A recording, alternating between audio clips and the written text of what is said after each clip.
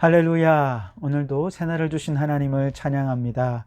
오늘 주님의 이름을 찬양하며 그 이름의 영광을 돌리며 하루를 시작하길 원합니다. 나는 찬양하리라. 함께 찬양하시겠습니다. 나는 찬양하리라. 주님 그 이름 찬양. 예수 크신 주 이름 나 찬양하리라.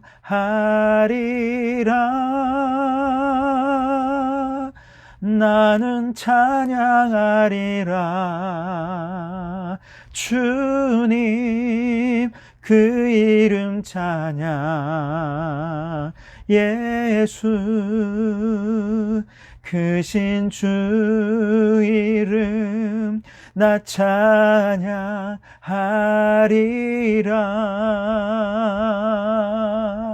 나는 영광 돌리리. 주께 영광의 이름. 예수 크신 주 이름 나 찬양하리라. 나는 영광 돌리리. 주께 영광의 이름. 예수 크신 주 이름 나 찬양하리라.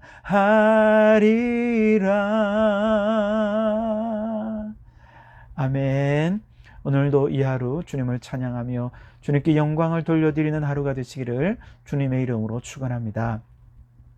오늘 우리에게 주시는 하나님의 말씀은 갈라디아서 5장 19절에서 21절까지 말씀입니다. 갈라디아서 5장 19절에서 21절까지 함께 봉독하시겠습니다.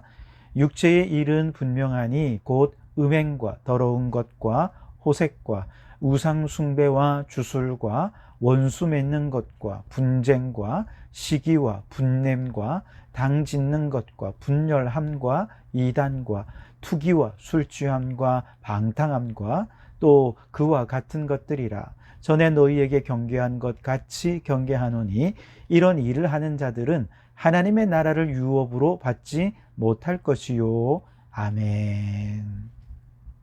자, 오늘도 이 말씀을 통해 우리에게 주시는 하나님의 음성을 듣게 되기를 바랍니다. 성령을 따라 행하는 자가 육체의 소욕을 이기고 성령으로 살아갈 때 우리는 비로소 그리스도 안에서 참 자유를 누리게 되겠죠. 오늘 본문 말씀에는 성령을 따르지 못한 채 그만 이 영적 전쟁에서 패배해서 육체의 소욕에 이끌린 사람들, 그들은 어떤 모습으로 살아가는지 말씀하시는데요. 그러면서 21절에서 이렇게 중간에 얘기합니다. 전에 너희에게 경계한 것 같이 경계하노니. 이미 한번 육체의 일을 경계했다는 것입니다. 조심하라고 얘기했다는 것이죠. 그리고 또 다시 한 번 더 반복해서 육체의 일을 경계하고 있는 것이죠. 그만큼 중요하다는 것이죠. 자, 이렇게 경계하는 마음으로 육체의 일 어떤 것이 있는지, 마귀는 어떻게 우리의 육체의 일로 우리를 무너뜨리기 위해서 공격해 오는지 함께 상고해 보고자 합니다. 자, 오늘 본문에서 육체의 일을 바울이 이제 15가지로 나열을 하고 있는데 이걸 4가지 부류로 살펴보면 우선 첫 번째 부류는 감각적이고 성적인 문제들이고요. 두 번째는 미신적이고 종교적인 것들이라 할 수 있고, 세 번째는 이제 관계적이고 사회적인 것들, 네 번째는 개인적인 방종의 소산물이다, 이렇게 분류할 수 있겠습니다. 자, 그래서 먼저 19절을 보시면 육체의 일은 분명하니 곧 음행과 더러운 것과 호색과, 그렇게 말씀을 하시죠. 자, 여기서 열거된 음행이나 더러운 것이나 또 호색하는 것, 이런 것들은 다 감각적이고 육체적이고 성적인 것들에 해당이 되죠. 음행, 더러운 것, 호색, 단어적으로는 어떻게 다른지 크게 분명하진 않습니다만 오늘날 현대사회에서 성적인 범죄들은 굉장히 다양하게 나타나지 않습니까?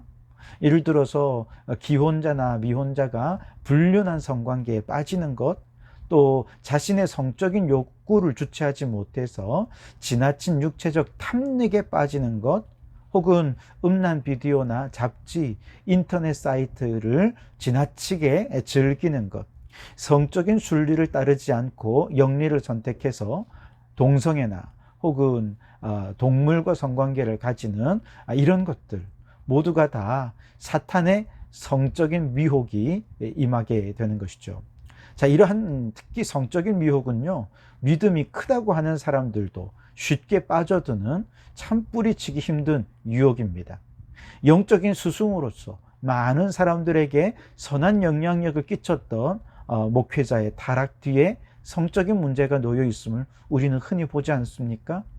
미국의 텔레비전 부흥사인 지미 스웨거트라고 하는 분은 TV 설교를 통해 전 세계 정말 많은 사람들에게 믿는 사람들뿐만 아니라 안 믿는 사람들에게도까지 회개의 눈물과 또 혹은 새로운 신앙의 결단으로 그들을 이끌 만큼 감동적이고 설득력 있는 설교를 했던 분입니다. 그의 설교 방송의 고정 시청자가 전 세계에 수백, 수천만에 이른다고 합니다. 그런데 설교를 통해서 전달되는 그의 삶은 정말 거룩하고 아름다운 믿음의 삶이었지만 항상 그를 괴롭히고 결국에 그를 망하게 한 것이 음란이었습니다. 그는 눈물로 음란의 잘못을 뉘우쳤지만 얼마 지나지 않아 또다시 같은 죄를 반복하면서 많은 사람들을 실망시켰죠. 다시 말해서 이런 성적이고 육체적인 감각적인 유혹에서 우리가 벗어나기가 참 힘들다는 것을 우리에게 단적으로 보여주는 것이죠. 그리스도를 모른 채 육체의 소욕을 따라 사는 사람들이 음행을 범하는 것도 도덕적으로 심각한 문제가 아닙니까? 그런데 그리스도 안에서 성령의 소욕과 육체의 소욕이 막 서로 싸우다가 성령의 소욕이 육체의 소욕에 져서 음행을 범할 때 이것은 본인에게도 충격일 뿐만 아니라 많은 사람들에게 악한 영향력을 끼칠 수 있다는 점에서 굉장히 경계해야 할 점이라는 것이죠. 그래서 바울은 고린도전서 5장 13절에서 음행의 죄를 범하는 이 악한 사람은 너희 중에서 내어 쫓으라, 그렇게 강권하고 있는 것이죠. 20절 말씀에 보시면 우상 숭배와 주술과 그랬죠. 이 두 번째 부류에 속하는 육체의 일은 종교적 또는 미신적인 것입니다. 우선 우상 숭배는요, 하나님보다 더 사랑하는 모든 것들이 그 대상이 됩니다. 숭배의 대상으로서 하나님 이외의 자연물인 태양이나 달이나 나무를 그 마음에 두는 거죠. 그래서 우리가 연말 연시에 항상 많은 사람들이 저 떠오르는 새해의 태양을 보면서 아니면은 보름달이 뜰 때 정한수를 떠놓고 거기에다 비나이다 다 이거 우상 숭배라는 것입니다. 종교의 창시자를 하나님의 자리에 대신 놓거나 때로는 돈이나 지식이나 지위나 명예나 심지어 자기 자식을 하나님보다 더 사랑하는 모든 것이 우상 숭배가 될 수 있지요. 바울은 골로새서 3장 5절에서 그러므로 땅에 있는 지체를 죽이라 곧 음란과 부정과 사욕과 악한 종욕과 탐심이니 탐심은 우상 숭배니라, 그렇게 말씀했습니다.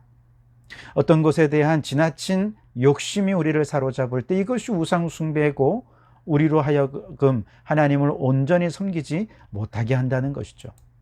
이 세상을 살면서 우리가 사랑하며 또 우리에게 필요한 그 어떤 것도 하나님을 향한 우리의 마음을 빼앗아서는 안 될 것입니다. 또한 주술입니다. 주술은 인생을 향하신 하나님의 뜻을 발견하는 대신에 점술가나 관상가 혹은 심령가나 무당 등을 찾아다니면서 자신의 장래의 운세를 알아보는 것이죠. 또 이러한 운세를 말하는 점술가나 관상가나 무당의 일들을 가리키는 것이기도 합니다. 흔히 대통령 선거나 국회의원 선거에 출마하는 정치인들이 자신의 앞날을 무당에게 의탁하는 경우들이 많죠. 또 대학 입학 시험을 앞둔 부모님들 교인이고 권사님이고 상관없어요. 자식이 이렇게 대학 입학 시험에 앞두고 있으면요, 점술가나 무당이나 점쟁이 찾아갑니다. 그러면서 거기에 마음을 빼앗기죠. 요즘은 뭐 젊은 연인들도 타로점이나 이렇게 가벼운 마음으로 보러 갔다가 점술가들이 하는 얘기에 그만 마음을 홀라당 빼앗겨서 그 인생이 불행해지는 일들도 종종 있습니다. 심지어는 교회 안에서도요, 하나님으로부터 예언의 은사를 받았다 이렇게 떠드는 분들이 교회 안팎에서 점쟁이나 무당처럼 막 사람들의 미래를 점치는 그런 일들을 하거든요. 이건 얼마나 하나님 앞에서 가증한 것인 줄 우리는 알아야 돼요. 사무엘상 28장에 보면 사울 왕이 악령에 사로잡히니까 신접한 여인을 찾아가는 참담한 일이 벌어지지 않습니까? 우리 성도들이 이런 무당이나 또 점쟁이를 찾아가는 것은 이건 악령에 사로잡히지 않고서는 안 되는 것이죠. 이런 육체의 일을 우리는 경계해야 하는 것입니다. 성령의 소욕은 하나님께 영광을 돌리는 것이고 또 성령의 은사는 교회의 유익을 주기 위한 것이죠. 반면에 육체의 소욕을 따르는 것은 결국 자신의 유익과 영광을 위한 것이 되는 것이기에 우리는 이와 같은 우상숭배나 주술을 멈추어야 하는 것이죠. 20절을 보시면 원수를 맺는 것과 분쟁과 시기와 분냄과 당짓는 것과 분열함과 이단과 그렇게 말씀하시죠. 자, 이것은 세 번째 부류에 속하는 육체의 일인데 모두 관계적이고 또 사회적인 내용입니다. 인간의 역사가 시작될 때부터 이런 분쟁, 다툼, 시기, 분냄, 분열 이런 것들은 있었어요. 우리가 알듯이 창세기 4장 말씀해 보시면 하나님께서 아벨의 제사는 연락하시고 가인의 제사는 연락하지 않으셨을 때 가인은 왜 하나님이 내가 드리는 제사는 기뻐받지 않으셨을까? 반성하고 회개하는 대신에 시기하는 마음으로 분을 내죠. 이렇게 시기와 분냄의 감정이 결국에는 동생을 살인하는 일까지 저지르게 하지 않았습니까? 이러한 인간의 본성은 신앙생활에까지 영향을 미쳐서 오늘날 교회 안에도 분쟁과 분열과 시기와 당짓는 참 이런 불행한 일들이 끊이지 않고 있습니다. 그래서 교회를 어렵게 만들고 심지어 무너뜨리기도 하죠. 그러니 여러분, 아무리 예수님을 믿고 우리가 거룩한 무리를 이루었다 해도 교인들이 성령의 소욕을 따르지 않고 육체의 소욕을 따르는 한 얼마든지 우리도 이런 분열에 빠질 수 있다는 것을 알면서 경계하여서 성령의 소욕을 따르기 위해 힘쓰는 성도들이 되어야 하겠습니다. 21절을 보시면 투기와 술취함과 방탕함과 또 그와 같은 것들이라 그렇게 말씀을 하시죠. 네 번째 부류에 속하는 육체의 일인데요, 개인의 방종에 관한 것입니다. 사실 투기나 술취함, 방탕함 이런 모두는요, 첫 번째 부류인 성적인 타락과 결합을 하는 순간 이건 더 큰 방종과 타락으로 이어지게 됩니다. 그렇기 때문에 이러한 육체의 일들이 서로 결합되지 않도록 더 조심하고 경계해야 됩니다. 자, 술 취함이란 무엇입니까? 술이 그의 이성과 의지를 지배해서 비이성적이고 방탕한 삶으로 이끄는 것이 아닙니까? 그래서 바울은 에베소서 5장 18절에 술 취하지 말라, 이는 방탕한 것이니 오직 성령의 충만함을 받으라고 권면을 했습니다. 술이 우리의 의지와 이성을 지배하도록 내버려 두지 말고 성령께서 우리의 생각과 의지와 우리의 이성 모든 것을 지배하도록 성령님께 우리의 삶의 주권을 맡기라 하고 권면한 것이죠. 방탕함이라고 하는 것은 술잔치를 벌여서 흥청망청 먹고 마시는 삶의 모습이 아닙니까? 성령의 소욕에 따르는 사람은 경건하고 절제합니다. 그러나 육체의 일을 따르는 사람은 방탕하지요. 이렇게 허랑방탕한 삶의 결과가 무엇입니까? 누가복음 5장에서 탕자의 비유해 보시면 이 둘째 아들 모든 아버지의 재산을 모아가지고 가서 허랑방탕한 삶의 결과 어떻게 됩니까? 짐승만도 못한 인생을 살게 되지 않습니까? 그렇게 되어서는 안 된다는 것이죠. 자, 여러분, 바울이 갈라디아 교인들을 향해 이렇게 육체의 일들에 대해 열거하는 까닭이 뭐겠습니까? 지금 갈라디아 교회에 이런 일들이 벌어지고 있다는 것이죠. 마찬가지입니다. 갈라디아 교인들이 이렇게 영적 유혹에 육체의 일에 빠졌다면 우리도 얼마든지 그럴 수 있습니다. 우리의 시선이 성령님으로부터 벗어나 잠시라도 한눈을 팔면 얼마든지 우리도 육체의 일에 빠지게 됩니다. 창세기 4장에서 하나님께서 가인에게 이렇게 말씀을 하시죠. 선을 행하지 아니하면 죄가 문에 엎드려 있느니라. 죄가 너를 원하나 너는 죄를 다스릴지니라. 그렇게 말씀하십니다. 우리가 한눈 파는 순간 육체의 소욕은 문 앞에 엎드리고 있다가 우리를 한순간에 죄악의 길로 넘어뜨리고 말 것입니다. 자, 이처럼 육체의 일을 행하면 그 결과는 어떻게 될까요? 21절 하반절에 보시면 이러한 일을 하는 자들은 하나님의 나라를 유업으로 받지 못할 것이요 라고 말씀하셨습니다.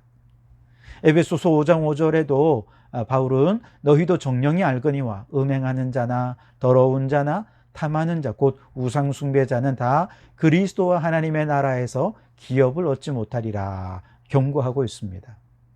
지금 아무리 믿음이 좋다 하더라도 한순간 육체의 일에 넘어지는 자는 결국 천국에 들어가지 못한다는 것이죠. 그러니 여러분, 바울 사도가 성도들을 향해 경계하고 또 반복하여 경계하는 것처럼 육체의 일은 버리고 성령을 따라서 마지막 저 천국에서 하나님의 나라를 유업으로 받는 천국의 상속자들이 다 되실 수 있기를 주님의 이름으로 축원합니다. 기도하시겠습니다. 하나님, 육체의 일이 어떻게 우리를 무너뜨리는지 말씀을 통해 깨닫게 하시니 감사합니다. 마귀가 공격하는 루트를 알았으니 경계하고 조심하여 넘어지지 않게 하옵소서. 감각적이고 성적인 유혹에 넘어지지 않도록 경계하게 하시고 미순적이고 종교적인 우상 숭배의 죄를 경계하게 하옵소서. 관계의 분열과 분쟁을 경계하게 하시고 개인적인 방종을 벗어나 거룩한 삶을 살게 해 주옵소서. 그리하여 경건 안에서 성령 안에서 경건과 절제하며 거룩한 삶을 살아갈 때 참 자유와 기쁨을 누리며 저 천국에서 영원한 하나님의 나라를 유업으로 받는 저희들이 되게 해 주시옵소서. 예수님 이름으로 기도하옵나이다. 아멘.